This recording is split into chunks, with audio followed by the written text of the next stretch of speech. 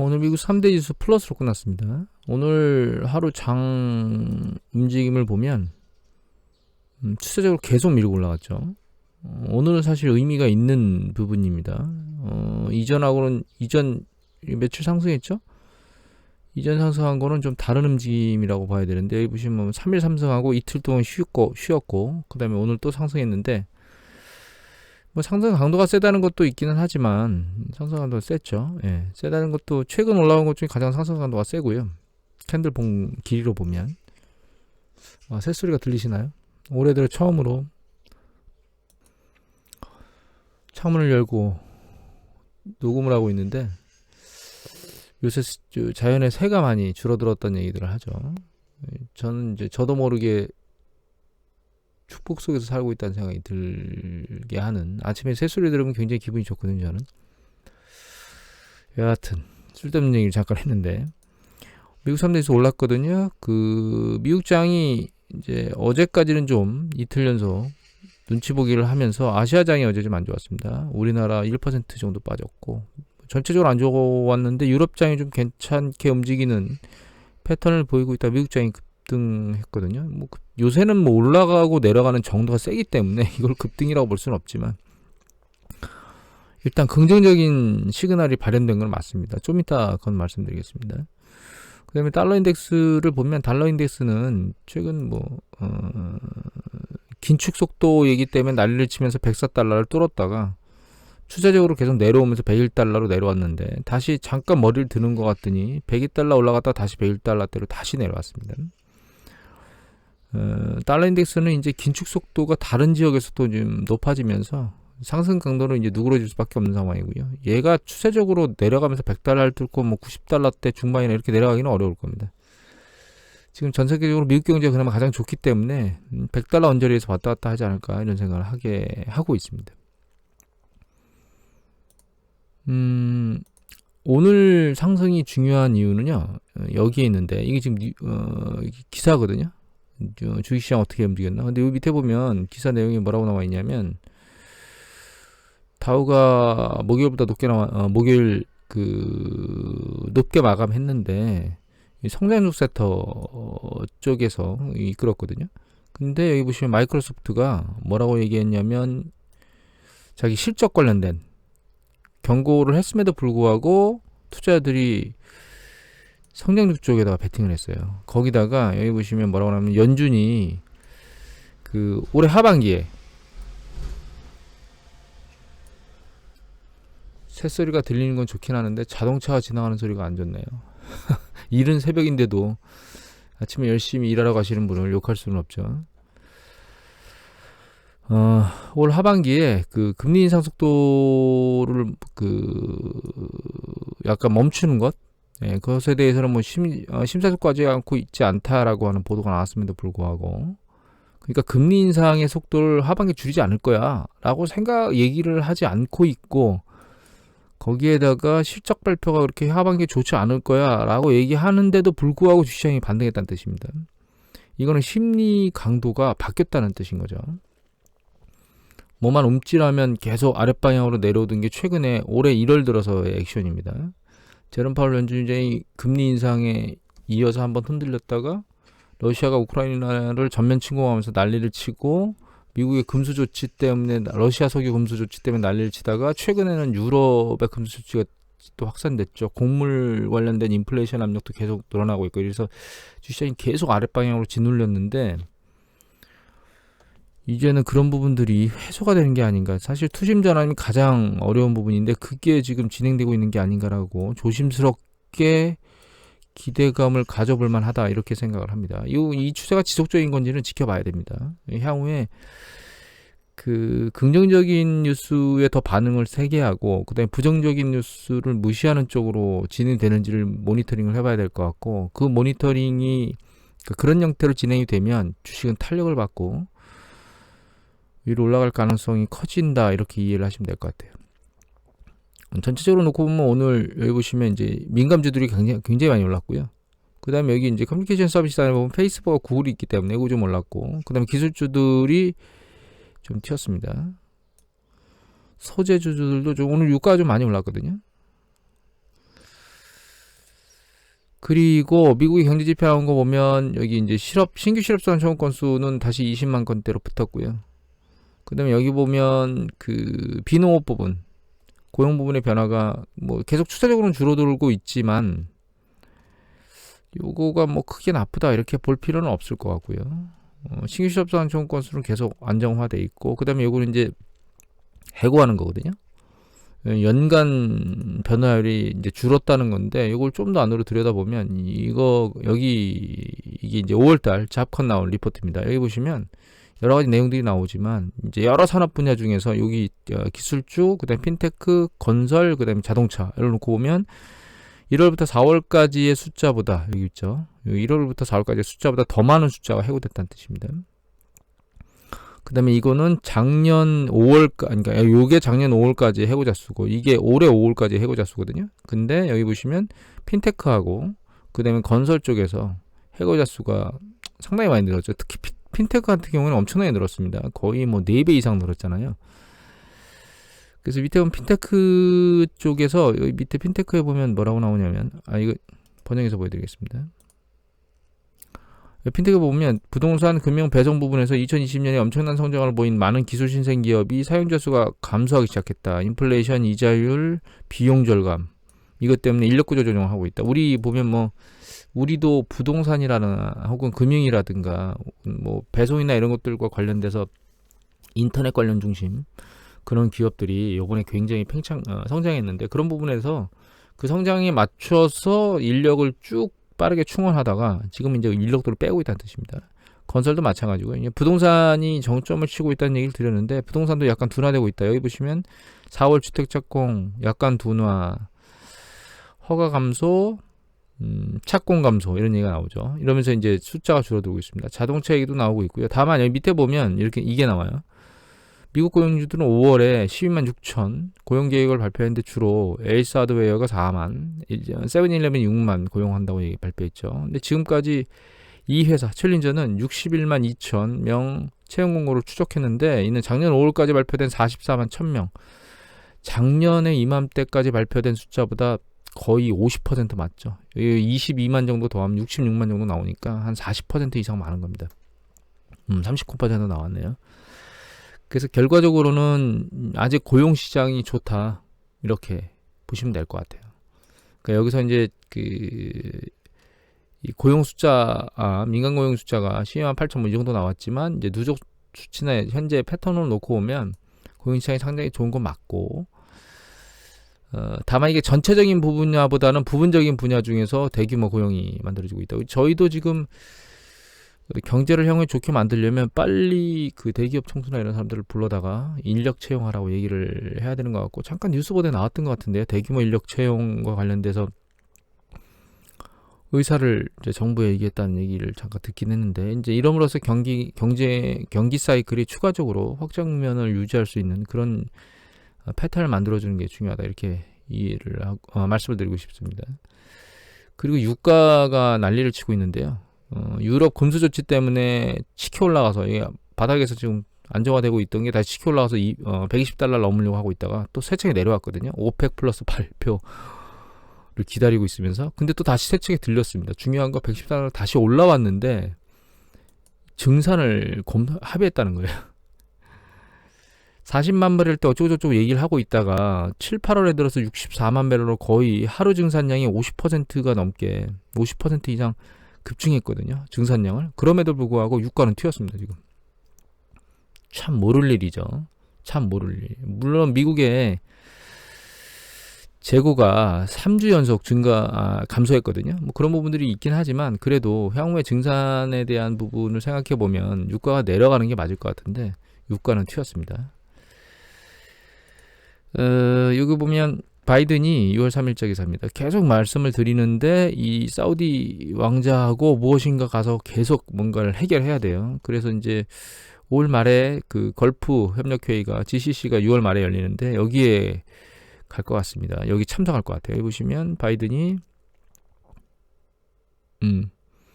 대통령이 사우디 수도 리야드에서 열리는 GCC 정상회의에 참석하는 안을 검토하고 있다고 전했다. 이거 빨리 해서 걸프만에 있는 국가들을 잘 회유해서 석유를 증산하고 인플레이션 압력, 에너지 압력을 줄여야 된다. 지금 곡물 압력은 말씀드렸듯이 저개발 국가에서 고통을 받는 거고요.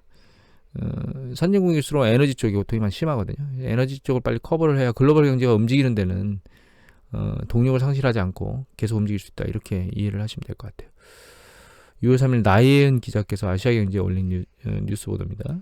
그리고 여기 보시면 러시아를 열심히 미국은 금수 조치하고 EU도 금수 조치했는데 문제는 새고 있다는 거예요. 어디가? 주요 세탁처가 인도로 얘기되고 있습니다. 인도가 굉장히 많은 퍼센테이지의 그 러시아 석유를 작년보다 더 수입을 하고 있거든요. 이 수입해서 배가리를 해가지고, 배가리가 뭐냐면 이제 해상에서 그 선적 선박을 바꾸는 겁니다. 그래가지고 그 원산지를 바꾸는 거죠. 그렇게 해서 수출하는 그런 것들이 많다라고 이제 얘기를 하고 있는 것 같고요. 유조선이 GPS를 끄는 선박들이 많답니다. GPS를 끈다는 얘기는 자기가 어디로 이동하는지 추정을 못하도록 만든다는 뜻이겠죠. 이것 때문에 그런지 여기 보시면 요거는 네스트에 나오는 데이터인데 요게 브렌트유거든요. 북해 유전. 근데 이게 러시아산 우랄 산맥 유전이거든요. 예, 석유 가격이거든요. 그런데 보시면 이게 각 격차가 싸게 거래되고 있긴 하지만 더 벌어지지는 않고 있어요. 그러니까 누군가가 소화해주고 있다는 거죠. 만약에 이게 계속 소화가 안 된다면 이게 추세적으로 계속 내려가야 되겠죠. 석유를 팔려고 애를 쓰니까.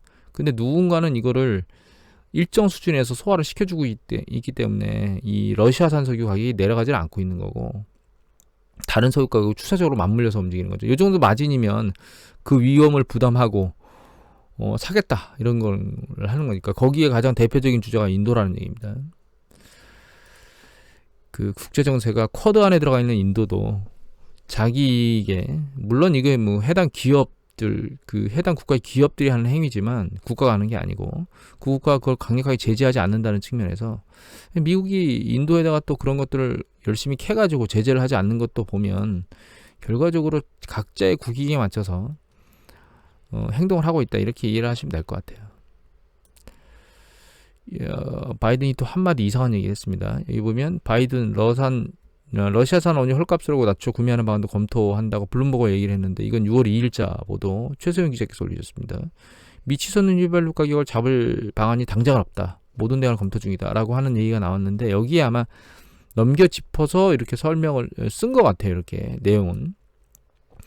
더더욱 중요한 건 이쪽 걸프만에 가서 사우디 쪽이나 이런 쪽을 잘 해서 러시아 오펙 제거, 증산, 에너지 가격 하락, 러시아는 구석으로 모으는 이런 패턴들을 계속 해야 될 가장 강력한 상황이 지금 바이든이 코앞에 닥친 문제이다, 이렇게 이해를 하시면 될 것 같아요.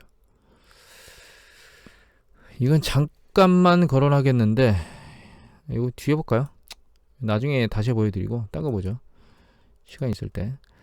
조선일보 기사입니다. 정신 기자가 6월 3일에 올리셨는데, 런치플레이션, 뭐 여러 가지, 점심값만 얘기하는 거 아니고 여러 가지를 다 말하는 건데, 이 밑에 보면 이렇게 나옵니다. 버스 정류장마다 이전에 못 보던 긴 줄이 서 있답니다. 기업 대면 출근 때문에 차량 유지비가 치솟으면서 자가용 운전자들이 대거 대중교통을 택하면서 그렇답니다. 금융사 직원이에요. 1년 전만 해도 차에 휘발유를 가득 채우면 32에 35, 근데 이제는 55에서 60, 두 배로 올랐네요. 8시간에 20달러였던 시내 주차비가 50달러. 하루 세워두면 2만원이면 됐는데 2만원이면 좀 넘게, 요즘에는 뭐 5만원이 넘게 한 6만원 가까이 되겠죠. 육박한다고 얘기를 하고 있답니다. 그래서 카풀을 포기했답니다. 카풀을. 이 사람들이 끌고 다니던 거 아니고 동료하고 카풀을 했는데 카풀을 포기했대요. 그리고 버스를 타고 다니고 있답니다. 정신을 차리고 있는 거죠. 버스를 타야지. 역시 우리나라는 대중교통의 그 왕국이에요. 물론 땅덩어리가 커서 미국 같은 경우에는 우리나라처럼 그렇게 작은 땅덩어리는 아니잖아요. 우리나라는 좀 다르긴 하지만, 일단 그리고 여기 밑에 보면 이제 자동차 유류비뿐만 아니라 뉴욕 직장인들의 즐겨 먹던 샐러드와 빵 세트, 푸드트럭, 간편식 가격도 뛰었는데 반년 전에 7에서 12달러, 한 8,000원에서 한 13,000~14,000원 되었던 게 15달러 이하를 찾기 어렵답니다. 그러니까 7달러대를 먹던 사람은 거의 2배가 넘는 수준을 먹고 지금 하는 거죠. 그리고 이거 식당 가서 먹으면 팁도 15% 정도는 줬는데 요새는 15%는 아니고 20%는 줘야 된답니다. 야, 미국의 팁 문화는 특이한 문화긴 한데 없는 사람들한테 고통이죠. 결과적으로는 인플레이션 압력이 상당히 많은 부분에서 영향을 미치고 있다라고 얘기들이 나오고 있거든요. 근데 이제 중요한 거는 이러니까 대면하는, 그러니까 출근하라고 하는, 여기 보시면 밑에 뭐가 나오냐면 구글 협력사 이달부터 주 5일 출근을 지시했는데 주급이 $100인데 기름값만 $350랍니다. 여기다 식비 집어넣으면 식비가 하루에 일주일에 5번 들어가잖아요. 그러면 지난 $7 먹던 사람들은 식비가 2배로 늘어나겠죠. 그러면 5일만 해도 그것도 장난이 아니죠. 그러면 결과적으로 $100 중에 남는 게 없다, 뭐 이런 얘기겠죠. 일론 머스크는 40시간 이상 주 사무실에 나오지 않으면 사표를 내는 걸로 간주한다고 얘기를 했는데 미국이 독재국가 아니거든요. 참, 그러니까 미국 상황이 인플레이션 압력을 그대로 얘기를 하고 있는 것 같아요. 그런데 문제는 다른 걸 보면, 여기 보시면 한국경제죠. 또 다른 기사에 보면 6월 2일자 여름휴가, 이거 누가 올리셨냐면 한국경제 조영선 기자께서 올리셨는데, 보시면 여름휴가 갔다가 이 얘기하는 겁니다. 비행기값 폭등, 결항은 무시하고요. 렌터카 부족, 렌터카 가격이 높겠죠. 치솟는 기름값, 비싼 호텔값, 올여름 지옥에 온 걸 환영합니다, 이렇게 나왔습니다. 그러니까 뭐 이 밑에 보면 대응이 나와요. 항공사들이 뭐 직원을 안 채용할까 이런 얘기들이 나오거든요. 결과적으로는 물가 많이 올랐다는 얘기를 같이 하는 거예요. 근데 이걸 볼까요? 이거 예전에 가끔 보여드렸던 Calculated Risk blog.com에 나오는 데이터인데 주요 활동 사항들 보여주는 거거든요. 여기 보시면 이제 교통, 여기 좀 전에 봤던 이게 교통 당국인데 이걸 차트로 보여줘서, 이거 여기 보시면 이게 그 여행객, 항공 여행객 처리 숫자거든요. 근데 요게 요 점선으로 되는 게 이게 2019년도 대비 퍼센트예요. 2019년은 코로나 팬데믹 터지기 직전이니까 상당히 경제 좋을 때였거든요. 근데 그 수준에 90% 육박했습니다, 지금. 요게 2021년이고요. 요게 빨간 게 현재예요. 이게 2019년이고. 그러니까 작년보다도 훨씬 더 많은 숫자의 항공 여행객들이 지금 있다는 얘기입니다. 그다음에 요거는 그 극장 판매 수익. 요게 작년이었습니다. 2021년. 이게 올해예요. 그 다음에 이게 2016년부터 2019년 사이, 그러니까 경기 확장면에 있었을 때 판매 액수거든요. 아직 거기까지 육박하지는 못했지만 추세적으로는 작년보다 상당히 높은 수준에 올라와 있다. 이거는 호텔 점유율입니다. 호텔 점유율인데 이 점선이 작년이에요. 요 밑에 있는 요 점선. 상당히 높죠. 그 다음에 여기 위에는 이거 있죠, 이거. 요 위에 있는 게 2019년입니다. 그 다음에 이 파란색 짙은 선은 2020년부터 2020년까지 점유율이거든요. 그러니까 지금 일정 수준 호텔도 상당히 많이 점유가 되고 있다. 그러니까 여기서 나오는 기사만 쳐다보고 있으면 사람이 죽어서 아무것도 못할 것 같지만, 여길 보면 그래도 가는 사람들이 많다라고 하는 걸 우리가 이해를 해야 됩니다. 결과적으로 이게 뭐냐. 이미 말씀드렸지만 인플레이션 압력을 견딜 수 있는 한계점에 있는 사람들이 있고, 그거하고 상관없이 움직이는 사람들이 있는데, 견딜 수 있는 한계점에 온 사람들은 예전에 말씀드렸듯이 쥐어짜서 자기가 선택적 소비를 하고 있는 거고, 그것과 상관이 없는 사람들은 지금 활동력이, 액티비티가 늘어났다는 뜻입니다. 그러니까 쥐어짜서 하던 사람들도 결과적으로는 돈을 소비하는 거거든요. 근데 이제 그쪽 영역보다는 상단부에서 쓰는 영역이 인플레이션 압력이 더 높아져 있기 때문에, 그리고 아직은 과거보다 활동력이 높아져서 사실은 이 정도의 갭은, 이 정도만큼의 갭은 더 많은 지출이 인플레이션 압력이 있음에도 불구하고 지금 하고 있다는 뜻인 거거든요. 이것도 항공이 마찬가지입니다. 이 정도의 갭은 그 항공료나 이런 것들이 비쌈에도 불구하고 실제로 비행기를 이용하고 있다는 뜻이거든요. 미국 경제가 돌아가는 데는 크게 문제가 없다. 그래서 이런 기사들만 보고 있으면 불안감에 휩싸여 있지만 실제로 전체 통계 데이터를 보면 그렇지 않은 부분들이 있다라고 하는 걸 이해하시면 될 것 같아요. 그 다음에 비트코인 얘기 잠깐 드리면, 비트코인이 지난번에 테라 사태 때문에 난리를 치고 있다가 잠깐 들렸었거든요. 잠깐 들린 겁니다. 이거 잠깐 들렸었는데, 여기 보시면 서울경제 이태유 기자께서 올리셨거든요. 6월 2일자입니다. 솔라가 있답니다. 이거 제가 모르는데 기사가 올라와서 한 거고, 10% 넘게 급락했는데 솔라가 거래가 중단됐답니다. 근데 솔라가 어느 거냐면 이게 솔라거든요. 여기 보시면 여기 잠깐 들렸잖아요. 요만큼 들린 거예요, 요만큼. 근데 결과적으로 이제 뭘 말씀드리고 싶냐면, 잠깐 들리긴 했지만 다시 이 지난번 저점 부분에서 헤매고 있어요. 그러니까 들리질 않고 있다는 뜻입니다. 이거 굉장히 조심스러운데 이거 아래로 세차게 폭락할 수도 있다는 얘기를 지금 드리려고 하는 건데, 이거 이외에 또 한 가지 드리고 싶은 얘기는, 머스크가 도지코인에 대해서 한마디 했었거든요, 며칠 전에. 여기 보면 스페이스X 상품 도지코인으로 구매 가능하다 뭐 이런 얘기를 했는데, 물론 스페이스X를 일반적인 사람들이 하는 게 아니기 때문에 우주여행 가야 되잖아요. 웬만한 돈 가지고는 해결할 수 없는 부분이기 때문에 일반인들이 여기에 구매에 들어오진 않을 거지만, 예전 같으면 머스크 한마디만 하면 들썩들썩 했을 거거든요. 근데 이 도지코인 보면 잠깐 들렸다가, 이 도지코인 보면 잠깐 들렸었습니다. 잠깐 들렸다가 다시 회귀했어요. 이거 뻑가면 아래로, 충격받으면 아래로 세차게 다시 한번 내리꽂을 수 있는 가능성이 생긴 거가 아닌가, 지금 투자 심리로 놓고 보면. 그리고 주식시장은 윗방향으로 움직이고 있는데 얘는 그 방향의 탄력을 지금 못 받고 있거든요.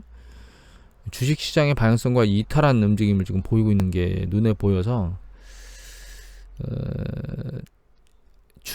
금을 대체할 수도 없는 자산인데다가, 최근은 결과적으로는 여기에 베팅해서 대규모 이익을 내는 그런 자산으로 지금 대표적으로 돼 있는데, 실제로 주식시장이 강도를 세게 만드는데도 불구하고 초입장이 그걸 따라오지 못하고 있거든요. 만약에 얘가 주식 강도가 추세적으로 올라가고 있는데도 불구하고, 그러니까 이게 이렇게 생각할 수 있거든요. 그 비트코인에서 자금을 털어서 주식시장으로도 넘어갈 수 있다는 생각들을 해보셔야 됩니다. 얘가 모멘텀을 상실해버리면.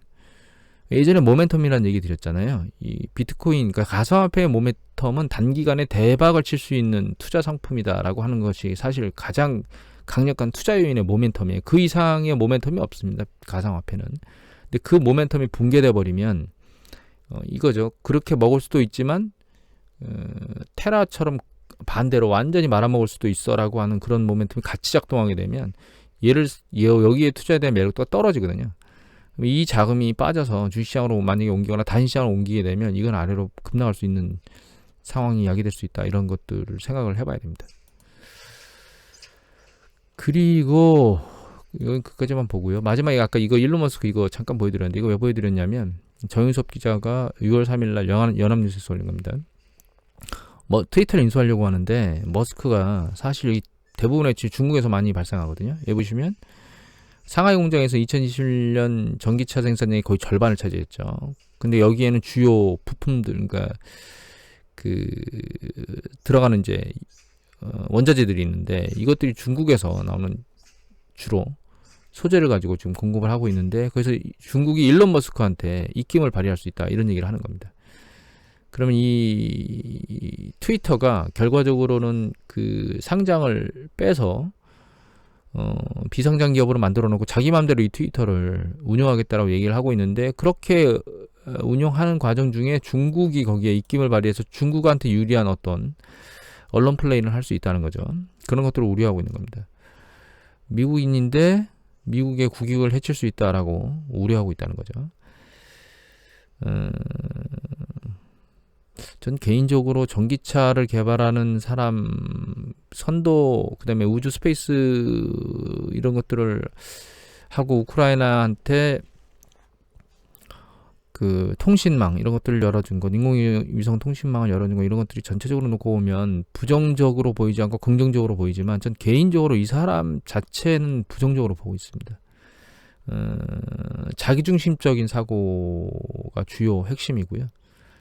지금까지 한 행태를 놓고 보면 국익도 없을 겁니다. 아마 타익의 이익은 생각도 안 할 거예요. 오로지 자기 이익 중심으로 지금 행동하고 있는 사람으로 보이거든요. 더 이상 얘기할 필요는 없을 것 같고, 오늘 이것으로 마치도록 하겠습니다.